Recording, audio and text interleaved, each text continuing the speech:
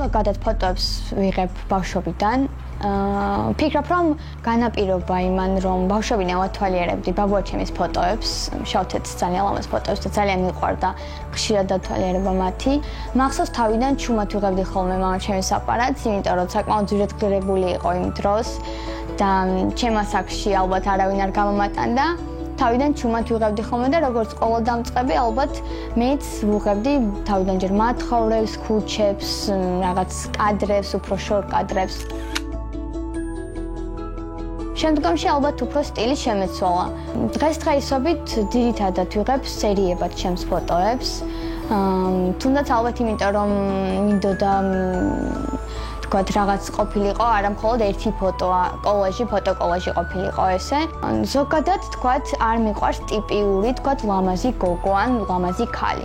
ჩემთვის ლამაზი შეიძლება არ იყოს თუნდაც ის რომ მას გქონდეს თქვათ ლამაზი ცხვირი ან სქელი ტუჩები ან ცისფერი თვალები.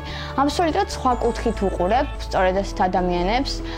გამიჩერებია ქუჩაშიც ადამიანი, შეიძლება ძალიან რთულია თქვათ რომ უცნობი ადამიანია, საერთოდ არ იცნობ, წარმოდგენა არ გაქვს მასზე, არც იცი როგორი დამოკიდებულება ექნება თქვათ შენდამი მისვლის დროს, მაგრამ რაღაც ისეთი შინაგანი განცდა მაქვს ხოლმე რომ თითქოს ვინანებ თუ არ მივალ.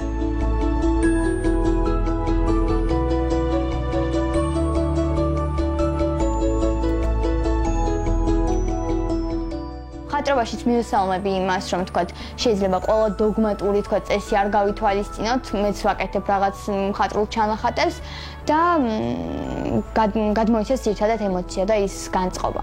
მე ვიღებ ფირით ზოგადად და დღესდღეობით თქვათ არ არის ისეთი სიტუაცია, როგორც იყო ადრე, ანუ ადრე თუ ნებისმიერ დახლზე იდო ფირი მარკეტში იქნებოდა თუ სადაც არ უნდა ყოფილიყო, დღესდღეობით ფოტოსამყაროშიც კი, სადაც უნდა იშოვებოდეს, უკვე ფაქტიურად გაქრა.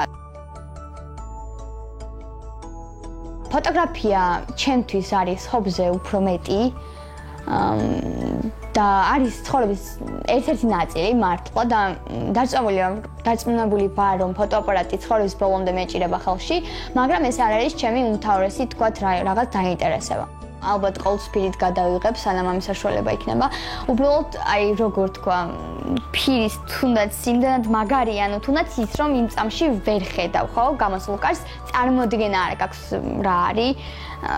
რაღაც თითქოს უშუალო კავშირი გაქვს ამ ყველაფერში.